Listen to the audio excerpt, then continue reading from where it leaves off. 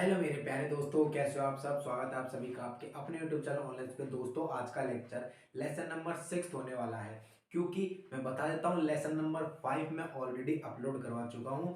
आई button पे popup होकर link आ गया होगा, आप लोग जाकर देख लेना। क्योंकि जो आपका लेसन नंबर 5 है that is elasticity of demand, and fifth semester में जो प्रिंसिपल्स ऑफ माइक्रो इकोनॉमिक्स है उसमें भी सेम ही चैप्टर है, elasticity of demand, same topic, same सब कुछ। ठीक है, तो उसी वीडियो को आप लोग जाके देख लेना और उन्हीं नोट्स को डाउनलोड कर लेना। कोई प्रॉब्लम वाली बात नहीं है, एक ही क्वेश्चन बनेगा उस लेक्चर से, बट बन जाएगा तो, बाकी नहीं बनेगा तो कोई बात नहीं, लेकिन बनेगा जरूर। तो उस लेक्चर को जाकर अटेंड जरूर करना। आई बटन में पॉपअप होकर लिंक आ चुका होगा। लेकिन आज का लेक्चर है lecture number 6, lecture number 4, lecture number 1, lecture number 2 और लेक्चर नंबर 5 यानी लेसन नंबर 5। ये सब कुछ ऑलरेडी अपलोड हो चुके हैं, प्लीज जाइए जाकर देखिए। 13 तारीख को आपका एग्जाम है, उससे पहले आपके पास में बहुत अच्छा स्टडी मटेरियल है जो कि आप लोगों को एग्जाम में पास करवा देगा। हाँ, हालांकि आपको नंबर भी अच्छे दिलवा देगा।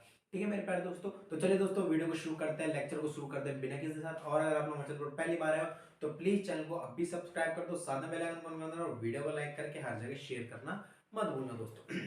तो आज का जो लेक्चर है हमारा इस प्राइस एंड रिसोर्स अलोकेशन, मतलब कि प्राइस को अलोटेड कैसे करते हैं किसी भी चीज के लिए। अगर कोई भी वस्तु है, कोई भी सेवा है, तो उसकी मतलब कोई भी हमारा आर्टिकल है, फिर कोई भी सर्विस है, तो उसका प्राइस कैसे डिसाइड होता है आज की इस लेक्चर में हम जानेंगे। और ये लेक्चर आपके लिए बहुत ज्यादा इंपॉर्टेंट है, क्योंकि मैं बता देता हूं कि इससे एक क्वेश्चन बनेगा 18.5 से 20 मार्क्स का, और वो कंफर्म बनेगा मेरे प्यारे दोस्तों। समझ में ये बात आपकी? चलिए बात कर लेते हैं। आइए, तो सबसे पहले हम बात कर लेते हैं प्राइस क्या है। राइट, प्राइस है क्या, इसके बारे में बात कर लेते हैं। क्या बोला है कि मूल्य के सिद्धांत को समझना। मूल्य के सिद्धांत को समझने में विभिन्न आर्थिक अवधारणा और कारकों की खोज शामिल है जो बाजारों में कीमतों के निर्धारण को प्रभावित करते हैं। मूल्य का सिद्धांत सूक्ष्म अर्थशास्त्र का एक मूलभूत पहलू है। यह सूक्ष्म अर्थशास्त्र मतलब जो माइक्रो इकोनॉमिक्स आप जो पढ़ रहे हो, यानी व्यष्टि अर्थशास्त्र, माइक्रो इकोनॉमिक्स, राइट, का एक मूलभूत पहलू है जो उपभोक्ता और फर्मों जैसे व्यक्तिगत आर्थिक एजेंटों के व्यवहारों और बाजारों में उनकी बातचीत का विश्लेषण करता है। मतलब एक फर्म या फिर एक व्यक्ति, माइक्रो क्या होती है, सिर्फ एक पर्सन के बारे में बात करती है, एक चीज, चाहे आप पर्सन हो, चाहे आप यहां पर कोई फर्म ले लो, चाहे कंपनी ले लो, सिर्फ एक की बात होगी। मैक्रो में क्या होगा, पूरी अर्थव्यवस्था की बात होगी। सिंपल सी बात। चलिए, सबसे पहले इसके अंदर अगर हम बोले कि प्राइस कैसे डिसाइड होती है, तो मैं आपको बता दूं, प्राइस डिसाइड होती है आपकी डिमांड और आपकी सप्लाई। जिस जगह पे ये दोनों आपस में क्रॉस होती है, उस जगह पर आपका फाइनल आउटपुट प्राइस का निकल कर आता है कि यस, ये हमारा प्राइस है, ये प्राइस डिसाइड किया जाएगा। कैसे, आइए प्रैक्टिकली समझते हैं। हम यहां पर प्रैक्टिकली समझते हैं।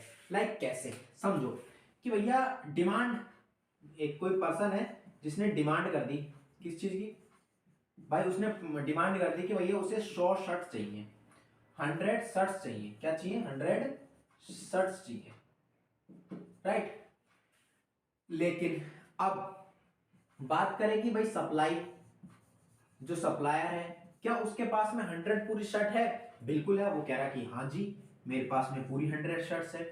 उसके पास में सप्लाई है पूरी कितनी? 100 शर्ट्स की। अब यहां पर क्या हुआ कि भैया 100 डिमांड करी, 100 शर्ट भी मिल गई, कोई प्रॉब्लम वाली बात नहीं है। तब इस केस में यहां पर क्या होगा, आप लोग यहां पर नीचे देखिए, इस केस में क्या होगा, यह आपका ग्राफ मैंने बनाया, थोड़ा छोटा है, देख लो, समझा रहा हूं सिर्फ मोटा मोटा तौर पे, वो आप समझ लो। क्या हुआ, 100 शर्ट चाहिए थी, डिमांड थी, सप्लाई पूरी होगी। सब मैंने कल बताया आपको, डिमांड कर दैट इज अ डिमांड कर, upward to downward, and supply कर, दिस इज अ सप्लाई कर, downward to upward, this demand कर एंड दिस सप्लाई कर, वाई एक्सेस एक्स एक्सेस। अब मैं आपको एक बात बताता हूं जो भी मैंने आपको समझाई था, कि जिस जगह पे डिमांड और सप्लाई आपस में इंटरसेक्ट करेंगे, एक दूसरे को काटेंगे, वहां पर आपकी प्राइस डिसाइड होगी, वहां पर आपकी प्राइस डिसाइड होगी और वहां पर आपकी क्वांटिटी डिसाइड होगी। जरूरी नहीं है, जरूरी नहीं है कि आपने 100 की डिमांड करी तो आपको 100 ही मिल जाए, बिल्कुल भी ये जरूरी नहीं है। ठीक है, मैंने एक एग्जांपल दिया है आपको कि यस, जहां पर सप्लाई और डिमांड आपस में इंटरसेक्ट करेगी वहां पर आपका प्राइस डिसाइड हो जाएगा और वहां पर आपकी क्वांटिटी डिसाइड हो जाएगी। ठीक है, जरूरी नहीं है भाई उसने मान लो 100 की डिमांड की है, उसके पास में 80 सप्लाई हो, फिर ये तो कह रहा नहीं यार मेरे को तो एक साथ बल्क में चाहिए, मेरे को तो बल्क में चाहिए, मैं तो 80 80 नहीं मेरे को 100 चाहिए। वो कहता है कि भैया प्लीज हाथ जुड़वा लो, हमारा माल नहीं बिक रहा, आप एक काम करो प्लीज हमसे 80 ले जाओ, हम आपको पर आर्टिकल 100 रुपीज का दे देंगे, पर शर्ट आपको 100 रुपीज दे देंगे, आप 80 आर्टिकल हमसे यहाँ से ले जाओ, 80 आर्टिकल हमसे यहाँ से ले जाओ। अब देखो, अब यहाँ पर आप प्राइस देख लो। अब भैया उसको पहले प्राइस क्या मिल रही थी, उसको प्राइस चाहिए थी किसकी, मान लो 100 रुपए की, मान लो उसको पहले प्राइस मिल रही थी 200 रुपए में, 200 रुपए में उसे पूरी शॉर्ट शर्ट्स मिल रही थी, ये इसका पूरा हो रहा था सिस्टम। लेकिन यहां पर क्या हुआ, उसने बोला कि भैया हमारे पास तो 100 नहीं है 80 है, लेकिन हम ऐसे आपसे रिक्वेस्ट कर रहे हैं कि प्लीज आप ना इनको ले जाओ और आप ना शर्ट की कीमत इतनी मत दो, आप हमसे 100 रुपए की पर शर्ट ले लो आप हमसे और ले जाओ इसको। तो वहां पर उस केस में वहां पर क्या होगा, उस केस में अगर मैं आपको बताऊं तो आपकी जो सप्लाई है ना, सप्लाई इस शिफ्ट हो जाएगी डाउन और लेफ्ट टू राइट शिफ्ट हो जाएगी, आपकी यहाँ पर शिफ्ट हो जाएगी आपकी supply, this is supply, supply shift हो गई, हो गई, हुई या नहीं हुई, है ना। उसी जगह क्या हुआ, आपकी प्राइस भी कम हो गई, कम हो गई, कम हुई ना, और उसी जगह आपको डिमांड भी कम ही मिली है 80 रुपए, आपको चाहिए 100 थी लेकिन आपको 80 मिल गई 100 रुपए में, कितने मिल गए 100 रुपए में। समझ में आई बात, यहाँ पर क्या कंडीशन है, जरूरी नहीं है कि भाई 100 रुपए, अगर 100 की डिमांड करिए तो 100 में ही पूरी हो, जरूरी बिल्कुल भी नहीं है।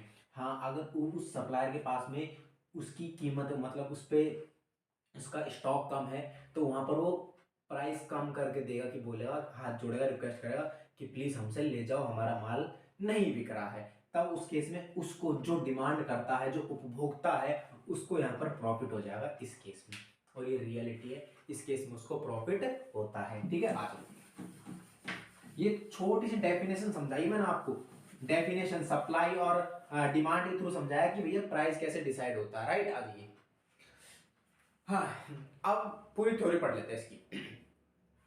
क्या बोला है कि मांग का नियम, यह कहा गया है कि बाकी बातें समान रहने पर जैसे जैसे किसी वस्तु या सेवा की कीमत घटती है, वस्तु या सेवा की कीमत घटती है, मांग की मात्रा बढ़ती है। भाई वो समझाया ना कि प्राइस कम होगी, डिमांड बढ़ेगी, डिमांड बढ़ेगी उस चीज की, चाहे मैंने 80 करके दिखाया हो, लेकिन उसका केस अलग है। आपने अगर डिमांड वाला चैप्टर पढ़ लिया है तो जिस भी बच्चे ने ये चैप्टर खोलने से पहले डिमांड एंड सप्लाई पढ़ लिया ना, उसके लिए ये चैप्टर लट्टू है, ध्यान रखना। ठीक है, चलिए, आपूर्ति का नियम क्या कहता है कि इसमें कहा गया है कि बाकी बातें समान रहने पर जैसे जैसे किसी वस्तु या सेवा की कीमत बढ़ती है, आपूर्ति की गई मात्रा बढ़ती है। भाई प्राइस बढ़ी, एक सप्लायर के लिए एक कोई मैंने पढ़ा है, प्राइस बढ़ेगी तो आपकी सप्लाई भी बढ़ जाएगी, सिंपल सी बात। ठीक है, आ जाओ आगे पढ़ो। अब इसी के अंदर मांग को प्रभावित करने वाले कारक मैंने पिछली वीडियो में ऑलरेडी बताए हैं, क्या क्या है, पैसा है, गवर्नमेंट पॉलिसीज है, उसका इंटरेस्ट है, ये चीज मैंने ऑलरेडी समझा दी है आपको। मैं आपको सिर्फ यहाँ पर समझा रहा हूँ कि प्राइस डिसाइड कैसे होता है, सिर्फ और सिर्फ ये समझा रहा हूँ कि प्राइस डिसाइड क्या होता है, पूरा फंडा क्या होता है, ये मैं आपको समझा रहा हूँ, और इससे एक क्वेश्चन जरूर बनेगा, ध्यान रखना। आ जाइए संतुलन कीमत का निर्धारण, पॉइंट है संतुलन कीमत का निर्धारण, मतलब संतुलन कीमत कैसे निर्धारित होती है, अब हम ये चीज समझते हैं। बोला है, किसी बाजार में संतुलन कीमत मांग और आपूर्ति वक्रों के प्रतिच्छेदित, मैंने बोला ना प्रतिच्छेदित, एक दूसरे को काटेगी तब द्वारा निर्धारित होती है। इस बिंदु पर उपभोक्ता द्वारा मांग गई मात्रा उत्पादकों द्वारा आपूर्ति की गई मात्रा के बराबर होती है, मतलब उपभोक्ता ने जितनी डिमांड करी और जो पूर्ति करता है उसने उनकी अगर पूरी सप्लाई कर दी ना, क्यों, फिर वहां पर क्या होगा, इंटरसेक्ट कर देगा, एक दूसरे को काट देगा, तो वहां पर क्या होगा, प्राइस डिसाइड हो जाएगी, क्वांटिटी डिसाइड हो जाएगी, राइट। मांग और आपूर्ति वक्र को समझ लेते हैं। ये क्या कहता है, बोला है किसी विशेष वस्तु या सेवा के लिए मांग और आपूर्ति वक्रों को ग्राफिकल रूप से दर्शाया जाए। मांग वक्र आमतौर पर नीचे की ओर झुका होता है, बिल्कुल नीचे की ओर, मैंने समझाया था नीचे की ओर झुका होता है। भैया जिसने भी डिमांड चैप्टर नहीं पढ़ा है ना, वो उसको समझ में नहीं आएगा, ये गारंटी मेरी, क्योंकि मैं इसको हवा में पढ़ाऊंगा बिल्कुल, ठीक है, बट अच्छा पढ़ाऊंगा, डोंट वरी। नीचे की ओर झुका होता है, ये दर्शाता है कि जैसे जैसे कीमत घटती है, जैसे जैसे कीमत घटेगी, मैं आपको ऐड, मुझे पता आप लोग पढ़ते नहीं हो, फेल हो गए और कुछ नहीं, ये डिमांड कर रहा है आपका, ठीक है, आप समझ लो। हाँ, जैसे जैसे कीमत घटती है मांगी गई मात्रा बढ़ती है, बिल्कुल मांगी गई मात्रा बढ़ेगी। कैसे, मान लो पहले कोई 60 कीमत थी, उस पर हमें 100 की क्वांटिटी मिल रही थी, सॉरी क्या कह रहा हूं मैं, 20 क्वांटिटी ले रहे थे, ठीक है, कीमत घटी 40 रह गई, क्वांटिटी बढ़ गई 60, ठीक है, कीमत और घटी 20, क्वांटिटी और बढ़ गई 80 हो गई। समझ में आई बात, तो ये डिमांड अगर आपका दर्शाता है, ये यहाँ पर थ्योरी में लिखा हुआ है। आज ये इसके विपरीत आपूर्ति आमतौर पर ऊपर की ओर झुका होता है। आपूर्ति मैंने समझाया, यहां पर देख लो, यहां पर देख लो, आपूर्ति ऊपर की ओर झुका होता है, ठीक है, आपूर्ति ऊपर की ओर झुका होता है, आमतौर पर झुका होता है, जिससे पता चलता है कि जैसे जैसे कीमत बढ़ती है आपूर्ति की गई मात्रा भी बढ़ती है। जैसे जैसे कीमत बढ़ेगी, पहले कीमत यहां थी, यहां हो गई, पहले 20 की कीमत थी, 40 दे रहा था, ठीक है, कीमत बढ़ी, क्या क्वांटिटी मात्रा भी बढ़ गई, कितनी होगी, 60 होगी या 40 होगी, ठीक है, कीमत बढ़ी क्वांटिटी बढ़ गई, 80 हो गई या 60 होगी। समझ में आई, ये फंडा है demand, that is this is supply and this is demand. आ जाइए आगे, बोला वक्र का प्रतिच्छेदन, उस बिंदु का पता लगाए जहां मांग और आपूर्ति वक्र प्रतिच्छेद करते हैं। यह प्रतिच्छेद संतुलन कीमत पी और मांगी गई मात्रा क्यू का प्रतिनिधित्व करता है, ठीक है। संतुलन की स्थिति में संतुलन बिंदु पर मांग मांग की गई मात्रा आपूर्ति की मात्रा के बराबर होती है। यस, ये बिल्कुल दोनों बराबर होती है। कैसे समझाता हूं, देखो आके मत सोचना कि मैं पीडीएफ से पढ़ा रहा हूं, भैया इकोनॉमिक्स है, ये कोई कहानी नहीं है, इसमें इकोनॉमिक्स है, एग्जैक्ट डेटा से ही पता चलेगा कि क्वेश्चन सही है, वो थ्योरम हम जो पढ़ रहे हैं वो सही है या गलत। समझ में आई बात, क्या बोला है कि मांगी गई मात्रा संतुलन कीमत पर मांगी गई मात्रा, जिसको हम किससे डिनोट करते हैं, क्यू से, क्वांटिटी डी, क्वांटिटी डी यानी डिमांड इज बराबर होती है पूर्ति की गई मात्रा की। कहां पर, जब संतुलन कीमत हो हमारे पास में, जब हमारे पास में प्राइस डिसाइड हो चुका हो। ये अपने पेपर में जरूर लिख के आना आंसर में, ये थ्योरम जरूर लिख के आना आंसर में प्लीज, एग्जामिनर पे अच्छा इंपैक्ट पड़ेगा। आ जाओ, असंतुलन के लिए समायोजन, यह कीमत संतुलन स्तर से ऊपर है तो अधिशेष होता है, मतलब सरप्लस। कैसे समझते हैं, नहीं छोड़ो बाद में समझेंगे, थ्योरी समझ लो, पूरा बाद में समझाऊंगा प्रैक्टिकल, ठीक है, ताकि एक साथ समझ में आ जाए। इस मामले में कीमतों पर नीचे की ओर दबाव होता है, क्योंकि विक्रेता अपनी अतिरिक्त आपूर्ति बेचने के लिए प्रतिस्पर्धा करते हैं, जिससे कीमत में कमी आती है। भाई आपको पता है भाई, मार्केट में काफी सारे प्रोड्यूसर होते हैं, काफी सारे सेलर्स होते हैं। अब भाई वो चाहते हैं कि भाई जितने कस्टमर आ रहे हैं ये सब मेरी दुकान पर आए। वो क्या करेगा, पहली बात प्राइस घटाएगा, प्राइस घटाएगा, लेकिन आप लोग एक चीज देखा करो कि जब जब भी प्राइस घटी है ना, जो क्वालिटी है प्रोडक्ट की, कोई भी प्रोडक्ट लेते हो आप, वो क्वालिटी भी घट जाती है। अगर आप लोगों को बोलता आपको आईफोन दे रहे हैं हम, लेकिन डब्बा पैक नहीं मिलेगा, बोल दिया जाए सिर्फ 1 महीने पुराना है, 12 महीने की हम वारंटी दे रहे हैं, बट रियलिटी बताऊं, वो सारे के सारे नकली आईफोन होते हैं, सारे के सारे। अगर कोई आपसे बोल दे कि मैं 10,000 का आईफोन 12 दे रहा हूं, आकर ले लो, सारे नकली होंगे, उनके पार्ट्स नकली होंगे। एक साल बाद में, एक साल की वो गारंटी इसलिए देते हैं क्योंकि वो पार्ट्स वो खुद लगाए हुए होते हैं, तो उन्हें पता है कि भाई हमारे पार्ट्स लगाए हुए 1 साल तक चल जाएंगे, ज़्यादा ज़्यादा 1.5 साल चल जाएंगे, उसके बाद में आपका फ़ोन खराब हो जाएगा। समझ में आई बात, जब जब कीमतें प्रतिस्पर्धा के कारण कंपटीशन के कारण अगर कीमतें कम हुई है तो या तो प्रोड्यूसर अपना थोड़ा सा ही उसमें से प्रॉफिट ले पाता है, या फिर वह क्या करता है, प्रोडक्ट की क्वालिटी कम कर देता है। सिंपल सी बात। आ जाइए, बाजार की ताकतें, ये पॉइंट है, जरूर समझिए इसका क्या मतलब होता है।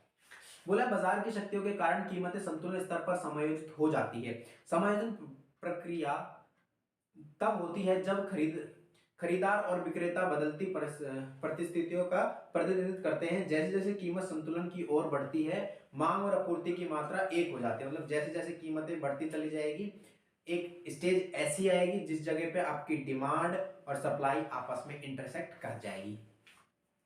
संतुलन की स्थिरता, संतुलन तब स्थिर होता है जब कीमतों को विभिन्न दिशाओं में ढकेलने वाली ताकतें संतुलित हो जाती है। मतलब विभिन्न दिशाओं में कौन ताकतें ढकेलती है? कंपटीशन, मार्केटर्स, मार्केट में अलग अलग प्रोड्यूसर है, अलग अलग सेलर है, वो क्या करते हैं, कभी बढ़ाते हैं कभी घटाते हैं। बट एक टाइम ऐसा आता है कि आप लोग जाओगे हर एक दुकान पर कि नहीं जी हमारे भी लैपटॉप इतने का ही 10,000 का हम दे रहे हैं जी, हम भी 10,000 का दे रहे हैं जी, हम भी 10,000 का दे रहे हैं।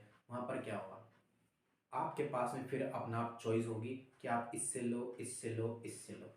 अब उस केस में आपको क्या करना है, उस लैपटॉप की अगर लेने जाते हो तो बहुत ही अच्छे से उसकी चेकिंग करनी है। सिंपल सी बात है। ठीक है। आज अगला टॉपिक है आपूर्ति और मांग वक्र में परिवर्तन का प्रभाव सामान्य मूल्य पर। सामान्य मूल्य मतलब अगर जब प्राइस होता है, जब प्राइस चेंज होगा, कम होगा, बढ़ेगा, घटेगा, तब मांग वक्र और डिमांड वक्र, डिमांड कर्व और सप्लाई कर्व पर क्या इफेक्ट पड़ेगा ये देख लेते हैं। आइए, मांग में बदलाव, जब मांग में बदलाव होगा तब क्या होता है, देखो मांग में वृद्धि और कमी में क्या होता है। इसको मैं मिटा देता हूं, अब आता है आपका असली ग्राफ बनेगा। अब बनेगा आपका असली ग्राफ, में इसको मिटा देता हूं।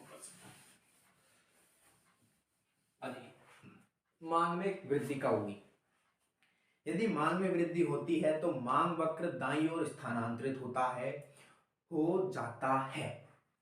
इसका परिणाम उच्च कीमत और मात्रा के साथ एक नया संतुलन बिंदु होता है। कैसे? आइए,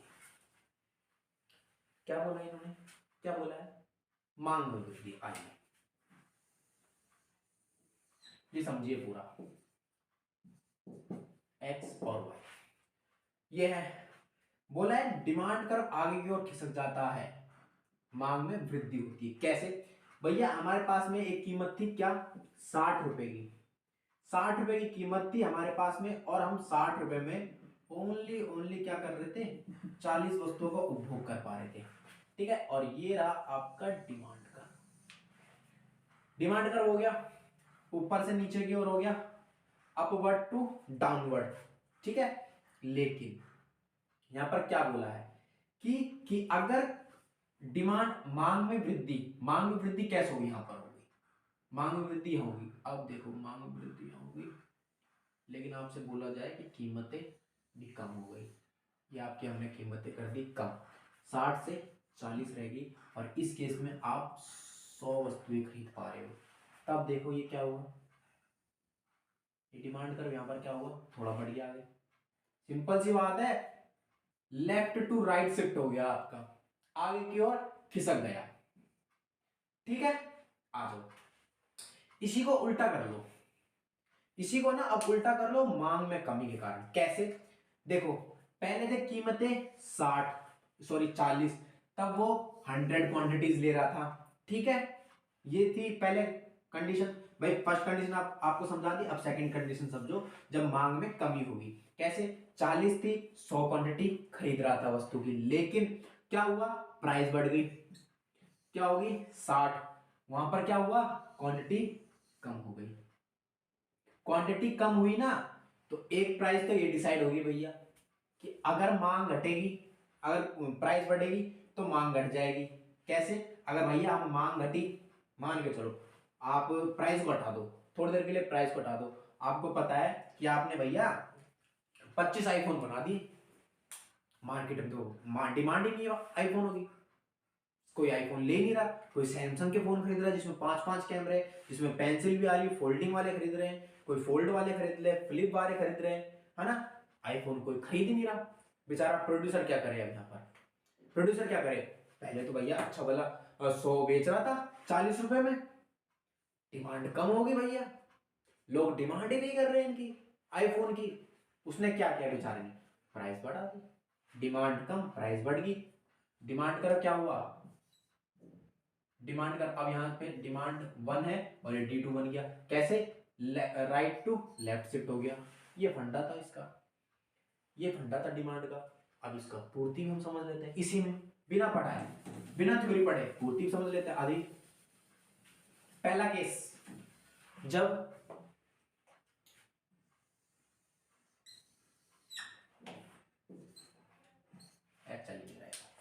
पहला केस, व्हेन प्राइस कितनी है, मान के चलो प्राइस है 40, ठीक है, और उसमें हमें क्वांटिटी मिल रही है 80 की। ये हमारा सप्लाई कर्व, सॉरी ये हमारा सप्लाई कर्व है, ठीक है, ये हो गया हमारा S1। आ ये बात समझ में। अब देखो क्या हुआ, सप्लाई बढ़ी, अगर सप्लाई बढ़ी तब उस केस में क्या होगा, यही है, सप्लाई क्या हो जाए, बढ़ जाए।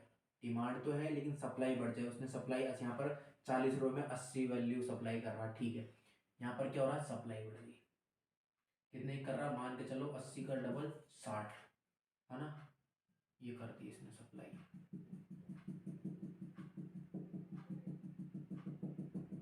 थोड़ा और ऊपर ले लेते हैं आगे आपको अच्छे से दिखाई दे।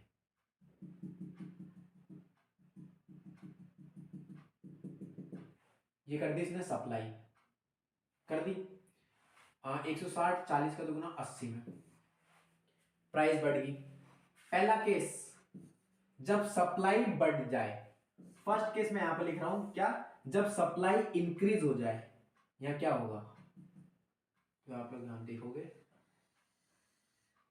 जो सप्लाई कर्व है आपका S2, सप्लाई कर्व होगा राइट टू लेफ्ट शिफ्ट हो जाएगा, नीचे से ऊपर की ओर बढ़ जाएगा। ये आपका सप्लाई कर्व शिफ्ट हो गया, और उस केस में कब शिफ्ट होगा, जब सप्लाई बढ़ जाएगी और प्राइस भी बढ़ जाएगी। उल्टा कर लो प्यारे दोस्तों, उल्टा कर लो, क्या, पहले भैया 80 रुपए में थी, 80 रुपए थी कीमतें, वो सप्लाई कर रहा था आराम से, यार 80 रुपए कीमतें चल रही है मार्केट में, ठीक है, दबा के सप्लाई करो, क्योंकि 40 का माल बढ़ रहा है हमारा, दबा के बेचो, 80 बेचो, डबल प्रॉफिट कमा रहा, 50 100 गुना प्रॉफिट कमा रहा, 100% प्रॉफिट कमा रहा उस पर। उसने क्या किया, उसने क्या किया, मार्केट वालों ने सोचा यार नहीं अब तो हमारा लॉस हो रहा, कुछ ना कुछ करना पड़ेगा, उन्होंने क्या किया, प्राइस गिरा दी, प्राइस गिरा दी, ऑटोमेटिक, ऑटोमेटिक यहां पर अब इसको देख लो, S1 कर लो और इसको S2 कर लो, automatic left to right shift हो गया, अपवर्ड टू डाउनवर्ड शिफ्ट हो गया। क्यों, क्योंकि सप्लाई भी घट गई, यहां पर प्राइस घटी तो सप्लाई घटी, प्राइस बढ़ी तो सप्लाई बढ़ी। प्राइस और सप्लाई का पॉजिटिव रिलेशन होता है, लेकिन प्राइस और डिमांड का इज नेगेटिव रिलेशन ऑलवेज। ठीक है, चलो आगे बढ़ते हैं, आगे बढ़ते हैं, आ जाओ। आपूर्ति हो गया, एक बार में दोनों चीज मैंने आपको समझा दी, कहानी खत्म, पढ़ने की जरूरत नहीं है, खुद पीडीएफ में पढ़ लेना, पीडीएफ नहीं चाहिए। आगे, संतुलन कीमत पर मांग और आपूर्ति वक्रों का एक साथ परिवर्तन, क्या है, पढ़ते हैं, टेंशन मत लो। आगे, मांग और आपूर्ति दोनों में वृद्धि, जब मांग में भी वृद्धि हो और सप्लाई में, मींस डिमांड भी बढ़ जाए सप्लाई भी बढ़ जाए, तब वहां पर प्राइस कैसे डिसाइड होगी, ये चेक करते हैं। आइए, यदि मांग और आपूर्ति दोनों बढ़ती है तो संतुलन मात्रा निश्चित रूप से बढ़ेगी, बिल्कुल बढ़ेगी भैया, ठीक है, लेकिन कीमत में परिवर्तन बदलाव के अपेक्षा परिणाम पर निर्भर करेगा। कैसे समझेंगे, बिल्कुल, यदि मांग में वृद्धि आपूर्ति में वृद्धि से अधिक है, मांग में वृद्धि आपूर्ति से वृद्धि से अधिक है तो संतुलन कीमत बढ़ जाएगी, कीमत बढ़ेगी, क्यों, समझो। आप लोग एक बात बताओ, एक बात मेरी सुनो, कैसे, मैं आपको समझा देता हूं, ग्राफ बनाने की इसमें जरूरत ही नहीं पड़ेगी, आपको ऐसी समझ में आ जाओगे, ठीक है, आओ समझते हैं।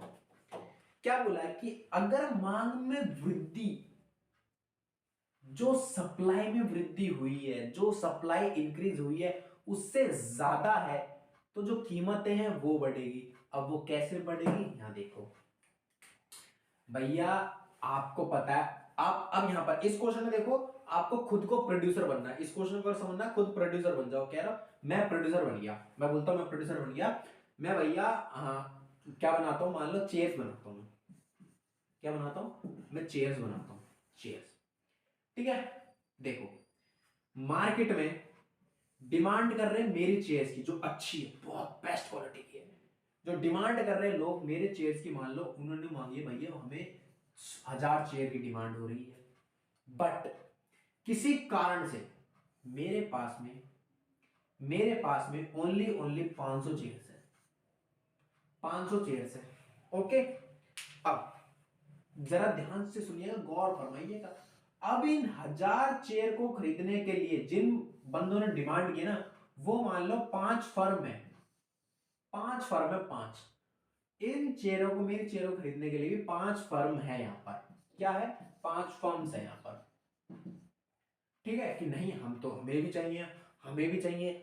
अब भैया मेरे पास में नहीं है स्टॉक, मेरे पास में सिर्फ 500 का स्टॉक। ठीक है, मेरे पास में 500 का स्टॉक, लेकिन जो फर्म्स है वो कह रही है कि कोई बात नहीं, हम 500 से काम चलाएंगे, आप हमें दो, आप हमें दो, आप हमें दो। 5 फर्म आपस में यहां पर टकरा रही है। ये पूरा सर्कल है, इससे प्राइस डिसाइड होगा, रुक जाओ। 5 फर्म अब यहां से टकरा रही है। वो सोच रहा है यार, मैं यहां पर मेरी एक चेयर है 300 रुपए की, बढ़िया, मेरा अच्छा खासा हो जाएगा, 3 लाख के समथिंग चले जाएगा। 3 लाख की चेयर जा रही है मेरी, कोई भी अगर खरीद लेगा। अब उसने सोचा यार मेरे पास है स्टॉक कम, मेरे पास है स्टॉक कम, लेकिन इनको बेचना है। बट अब वो यहां पर क्या दिमाग लगाता कि ठीक है भैया आ जाओ, मैं एक चेयर को 500 रुपए बेचू, मैं एक चेयर को 500 रुपए की बेचूंगा। अब देखो, डिमांड सप्लाई है हमारे पास में, लेकिन डिमांड से तो कम है, डिमांड से तो कम है। डिमांड है 1000 की, हम 500 ही कर रहे हैं, लेकिन है ना, कोई बात नहीं, हमने क्या करा, प्राइस बढ़ा दी। अब इसमें से जिस फर्म को एक्चुअल में लेना होगा, एक्चुअल में लेना होगा ना, वो क्या करेंगे, वही लेगा, वही लेगा जिसको जरूरत होगी। क्योंकि मैंने तो दिमाग लगा लिया कि ठीक है यार, 5 फर्म लड़ रही है आपस में, मैं तो कीमतें बढ़ा देता हूं, मेरा तो प्रॉफिट है। सिंपल सी बात है, मैं मेरा तो प्रॉफिट है, तो उसने कीमतें बढ़ा दी। तब यहां पर इस केस में ये केस कहता है कि जिस स्तर पर अगर डिमांड हाई है बट हमारे पास में सप्लाई कम है, सप्लाई तो है बट उससे थोड़ी कम है, तो उस केस में क्या होगा, हमारी प्राइस इंक्रीज हो जाएगी, हमारी प्राइस इंक्रीज हो जाएगी। राइट, आ जाइए आगे पढ़ते हैं। यदि आपूर्ति में वृद्धि मांग में वृद्धि से अधिक है तो कीमतें गिर जाएगी। सिंपल सी बात है। अब यहां पर उल्टा ले लो आप, अब यहां पर उल्टा ले लो, क्या कि भैया हमारे पास में सप्लाई करने के लिए तो 1000 चेयर है, ठीक है, लेकिन डिमांड 500 चेयर्स की है, डिमांड 500 चेयर्स की है सिर्फ, है ना, लेकिन इनमें से 5 में से किसी एक फर्म को चाहिए, कोई एक फर्म को बेचना, हम बेच सकते हैं भैया, है ना, किसी एक फर्म को बेच सकते हैं। 500 चेयर की डिमांड कर रहे हैं और हमारी एक चेयर जा रही 300 रुपए की। अब इस केस में क्या करेगा, वो तो बेचेगा बेचारा, यहाँ पर क्या करेगा, कम कर देगा, सिंपल सी बात, 200 रुपए की एक चेयर बेचेगा। ये फंडा है इसका। आइए, हाँ, अब यहां पर क्या होता है, हमने पहले बात करी मांग और पूर्ति में अगर वृद्धि होगी तो क्या केस होगा, ये समझा है। अब मांग और पूर्ति में एक साथ अगर कमी होगी तब वहां पर क्या केस होगा, यहां पर समझते हैं। बोला है यदि मांग आपूर्ति दोनों में कमी आती है तो संतुलन मात्रा निश्चित रूप से घट जाएगी, बिल्कुल घटेगी, है ना, लेकिन कीमत में परिवर्तन बदलाव की अपेक्षा परिणाम पर निर्भर करता है। हाँ, निर्भर तो परिणाम पर करेगा, जो परिणाम निकलेगा। आ जाइए, बोला यदि मांग में कमी आपूर्ति में कमी से अधिक है, मांग में कमी आपूर्ति की कमी से अधिक है तो संतुलन कीमत गिर जाएगी, बिल्कुल गिरेगी, 100% गिरेगी। दोबारा पढ़ो, दोबारा पढ़ो, क्या बोला है? यदि मांग में कमी, आपूर्ति आपूर्ति में कमी से अधिक है, यानी यहां पर क्या केस हो रहा है कि पूर्ति बढ़ रही है लेकिन डिमांड घट रही है। पूर्ति हमारी बढ़ रही है, अगर हम टेक्निकली समझे ना तो हमारी यहाँ पर पूर्ति बढ़ रही है, टेक्निकली समझो, पूर्ति बढ़ रही है बट डिमांड हमारी घट रही है।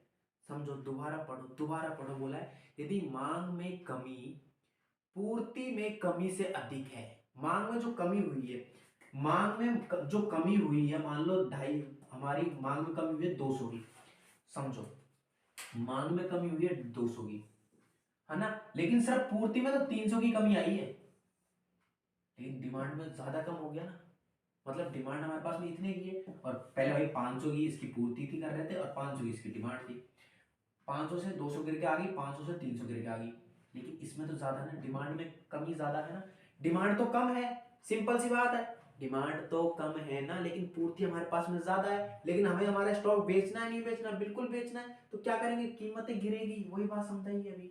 अगर भैया प्राइस पूर्ति ज्यादा है और डिमांड कम है, वही पूरा केस उल्टा पुल्टा वही है, चाहे कमी कर लो चाहे बढ़ा लो, जिसने एक केस समझ लिया वो उसको चारों केस समझ में आ जाएंगे आराम से। आइए, बोला है यदि मांग में कमी, हाँ आगे बढ़ते हैं, यदि आपूर्ति में कमी मांग में कमी से अधिक है, मांग में कमी से अधिक है, मांग में कमी हुई लेकिन आपूर्ति हमारे पास में अधिक है, आपूर्ति हमारे पास में अधिक है, यानी पूर्ति हमारे पास में अधिक कमी हुई है, तो संतुलन कीमत बढ़ जाएगी। वही बात है, वही बात है जो भी समझाया मैंने मूर्खों, वही बात आ जाओगी।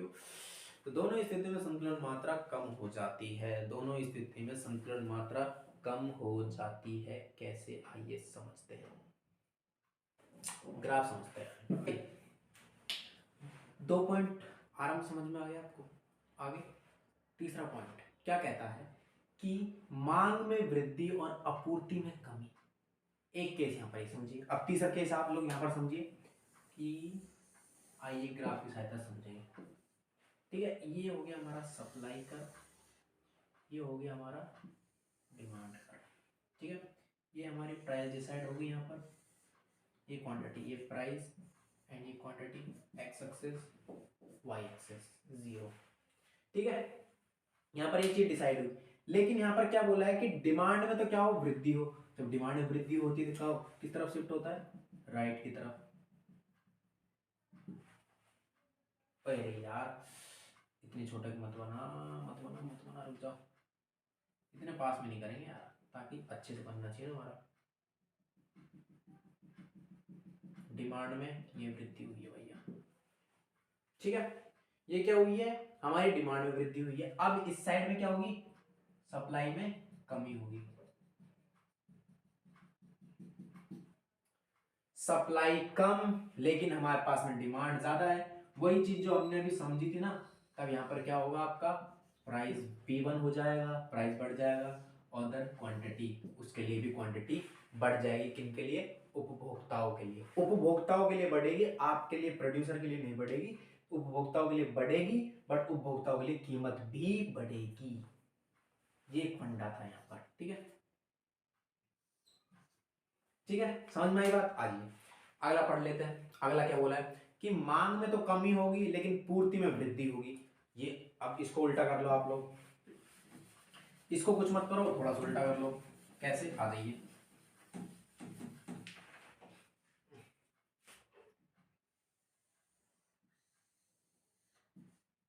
कैसे, सप्लाई का डिमांड का डी और एस, D1 S1 टकराए,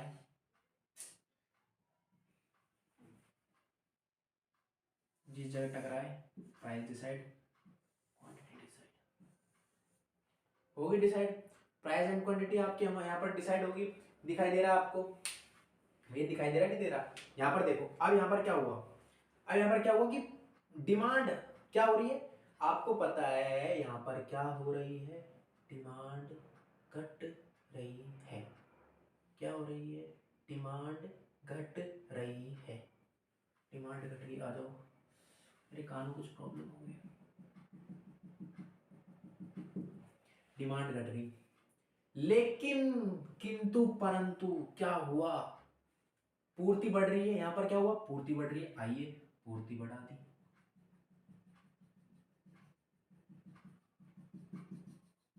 जो केस मैंने आपको पैसों में समझाया ना 1500 में, वही केस हम अब आपको ग्राफिकली रिप्रेजेंट करके समझा रहे हैं, ग्राफिकली रिप्रेजेंट करके समझा रहे हैं, ठीक है।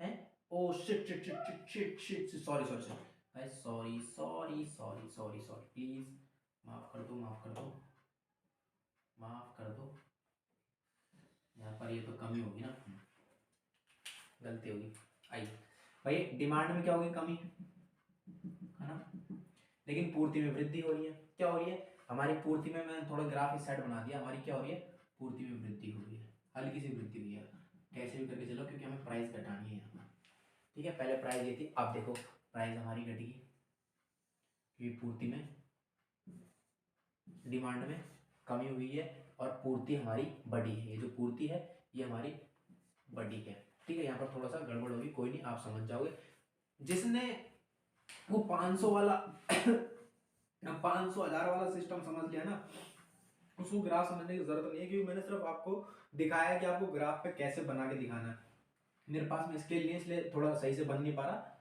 हल्का ऊपर नीचे हो गया, बट आप लोग समझ जाना, कोई प्रॉब्लम वाली बात नहीं है, सिंपल। आइए आइए, ये तो पढ़ लिया, मूल्य निर्धारण क्या होता है वही बात हमने पढ़ चुके हैं, ठीक है।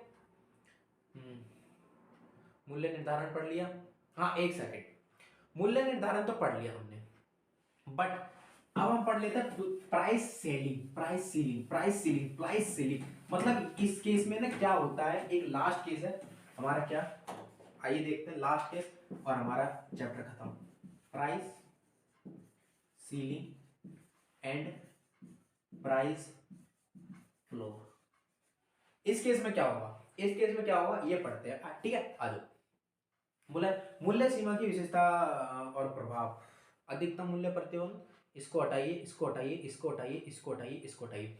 प्राइस सीलिंग का यहाँ पर क्या मतलब होता है, प्राइस सीलिंग का यहाँ पर मतलब होता है कि प्राइस में कमी हो जाना, प्राइस में क्या हो जाना, कमी हो जाना।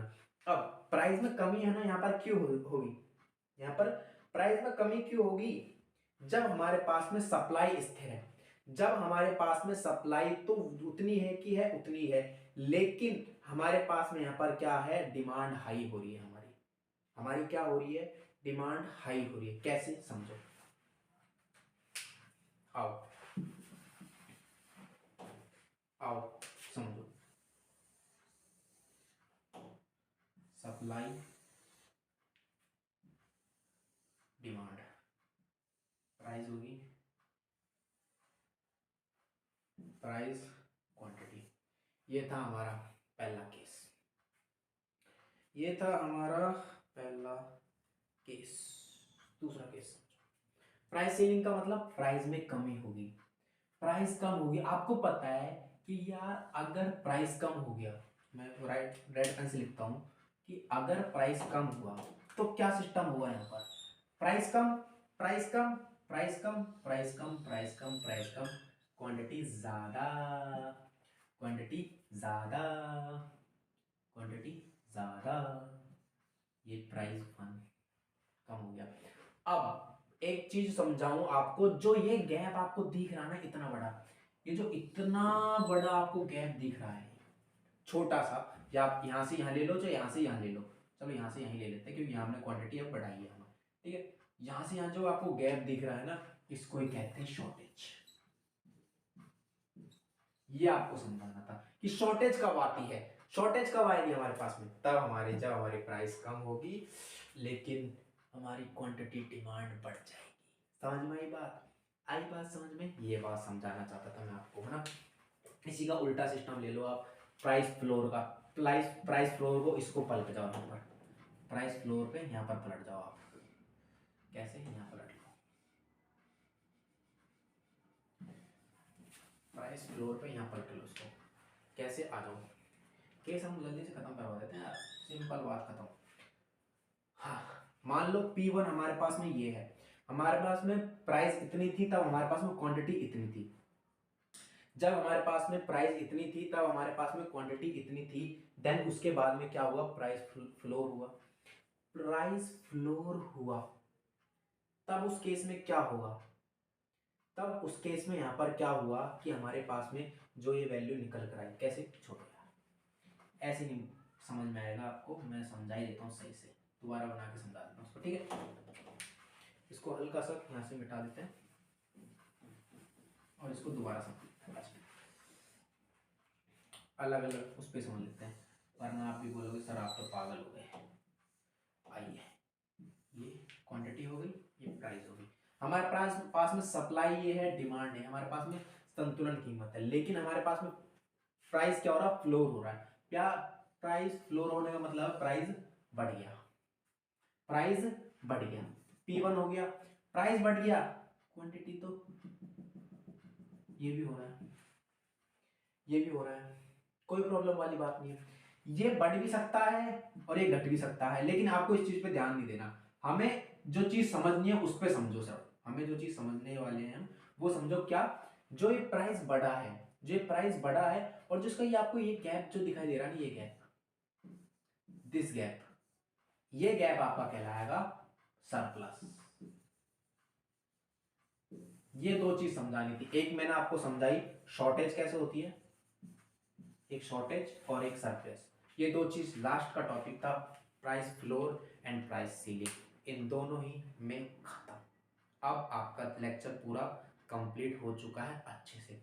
हाँ, हालांकि कहीं पर अगर ग्राफ में दिक्कत आई हो तो उसको इग्नोर कर देना, क्योंकि जो मैंने एग्जांपल दिया था पिछला, वही एग्जांपल बिल्कुल सेम है, कुछ भी प्रॉब्लम नहीं है। उसी एग्जांपल को अगर आप लोग समझ गए तो आपको ग्राफ भी समझ में आ जाएगा, जिस पर भी थोड़ी देर पहले मुझसे गड़बड़ हो गई थी, उस ग्राफ की मैं बात कर रहा हूँ आपसे, ठीक है मेरे प्यारे दोस्तों। तो आई होप जो भी ये लेक्चर मैंने अपलोड किया है आपको पसंद आया होगा। अगर लेक्चर पसंद आया तो प्लीज़ लेक्चर को लाइक कर देना, इस वीडियो को हर जगह शेयर करना मत भूलना, और चैनल पर नए हो तो चैनल को अब भी सब्सक्राइब करो, क्योंकि अभी कुछ देर बाद में आपको लेक्चर नंबर 7 भी मिलने वाला है। थैंक यू सो मच मेरे गाइस, मेरे दोस्त।